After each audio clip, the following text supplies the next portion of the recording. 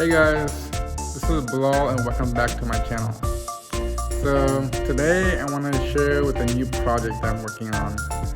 I've been looking around, or actually it's been almost about a year, been trying to look into upgrading my 10-gallon Reef tank.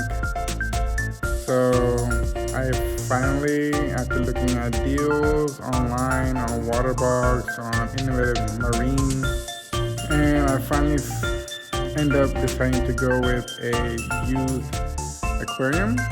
Today I'm going to show you the new tank that I just bought. There it is, guys, my new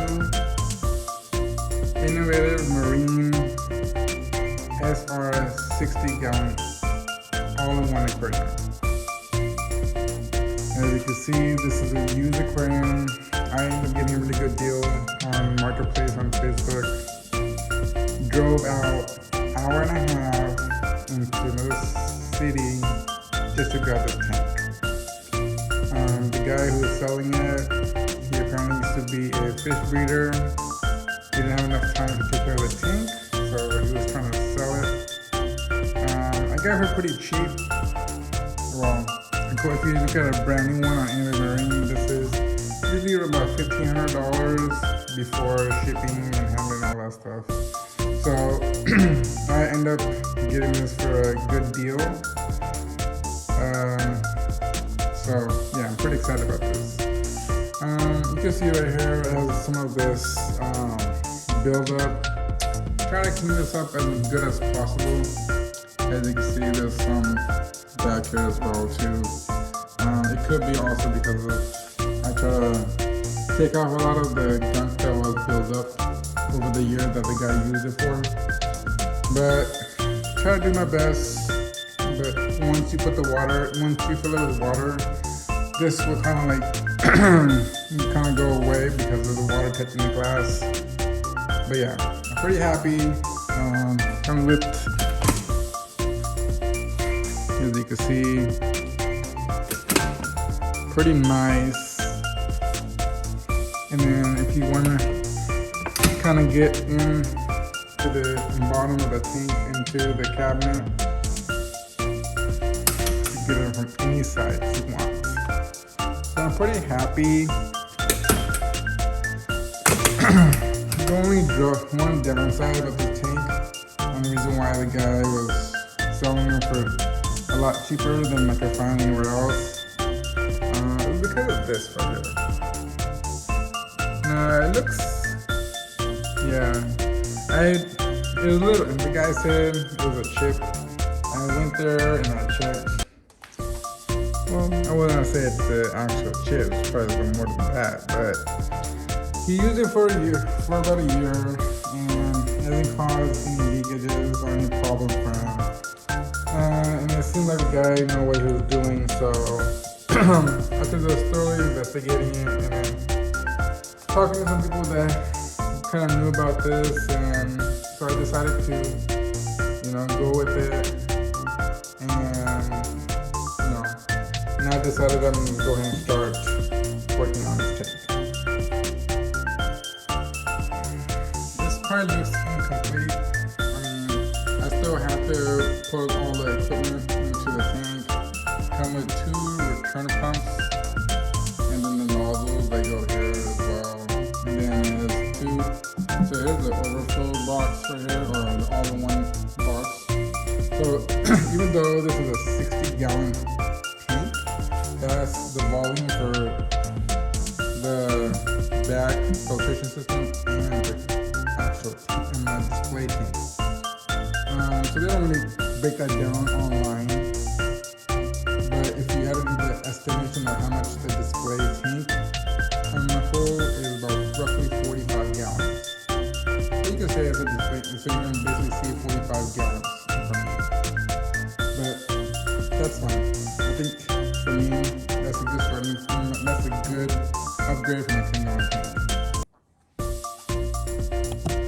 So I ended up choosing Aqua Forest Live Rock. Now this Live Rock is said to be one of the most porous live rock. It's actually not live. This is man-made. And this one actually has a pink tint to it. So there is some coloration on this rock. It doesn't leak into your tank. And it gives a coralline look. It gives it a natural live rock look. And the reason why I actually chose these rocks is because if you ever looked at the CJ Aquarium channel, he actually for the 75-gallon Reef tank, he ordered the Aquaforce live rock as well, and that's where I looked at it and I saw him kind of show how this looks and how it looks in the tank. It really got my attention. So this is the reason why I ended up going with this. It comes with Arcus, shells, and base rock. And so I think it'll be a good mix. And I got 40 pounds because, like I mentioned, my display tank is about roughly 45 gallons. So I think this will be enough rock for the tank and enough rock to be able to aquascape the way I would like it. So let's go ahead and get to opening up and see what's in here.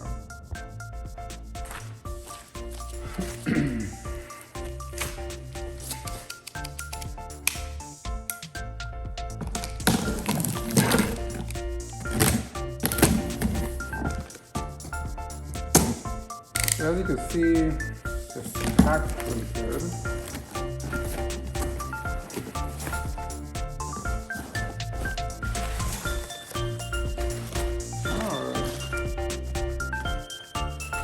It looks like some of the packaging is kind of wet. I do see some broken pieces. Voila! Actually, it's not bad. It's a nice coloration on it, and it looks pretty natural to me. I think this is a pretty good, nice rock. And then we have some broken pieces here as well. Let's see what else we have.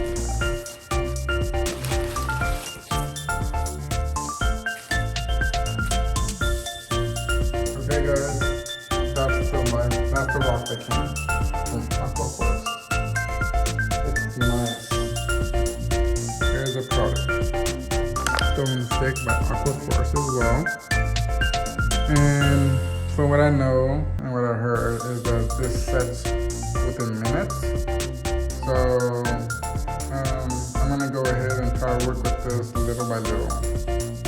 And it was used before by others online, and they all say use a little at a time because little of this is enough to put the rocks together, and it sets really quick, so you don't want to use too much at a time or else you're going to be wasting the stone sticks. So yeah, let's go ahead and start the aquascape. Alright, okay guys, so I'm in my grid. That's going to match my tank. And then from what I've learned is that you don't want your aquascape to be close to the water line. You want to bring it down to about, let's say, basically you don't want your aquascape more than 2/3 of the tank from the water line. That way, if you are going to, say, do stoning corals or you're going to do SPS, they tend to branch out. So if you're going to put it on the top of your aquascape, then you're going to need to give them enough room to grow, because they do branch and they grow up. And so if you don't give enough room, then they may end up protruding from out of the water. You know, they may peel off your tips, or it just may not just be as pleasant, may not just look as visually nice to you. So the best thing to do is try to don't make your aquascape no higher than 2/3 of your tank or from the water line. So roughly So this table is not set exactly at the height of where my tank starts. So it's a little bit below. So I measured, it's about 10 inches from the bottom of the tank, inside of the glass, inside of the tank. So it's about 10 inches. So I kind of made a little mark there with painter's tape to let me know what's the height of my aqua zip going to be. So that's basically how I set it up. And then I'm going to use this to kind of like guide me on where to, how big to make my aquascape and how tall.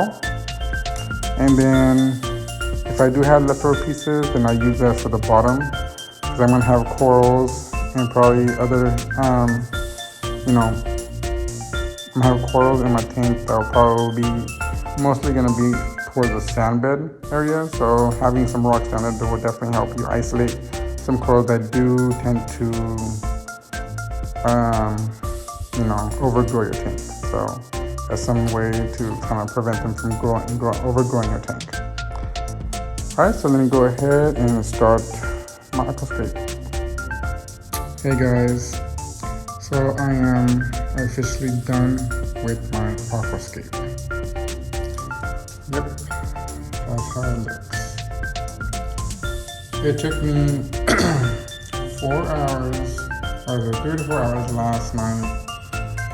Stayed till 2 o'clock in the morning trying to create an aquascape that will be appealing to me. I would like to see when I wake up in the morning and come home from work, and after 2 o'clock at night while sleeping, I slept on it and thought about it, and I realized I was not happy with the aquascape that I did last night. And so this morning, I woke up, had breakfast, and now it is almost 4 o'clock, and I redid my aquascape, and I finally have it the way that I like it. Yep, so it took me a lot longer than I expected. So, but yep, that's it. Yeah, so I use the rule of third, just like how CJ from CJ Aquariums. He also uses the rule of third, and a lot of other reef hobbyists use the rule of third to create their aquascape. This just makes it a lot easier for you to figure out where your rocks should go in your aquarium, and if you have enough room for, clean your tank, the surrounding of the aquascape, room for fishes to swim, enough room for, caves and place for them to hide and, avoid aggression.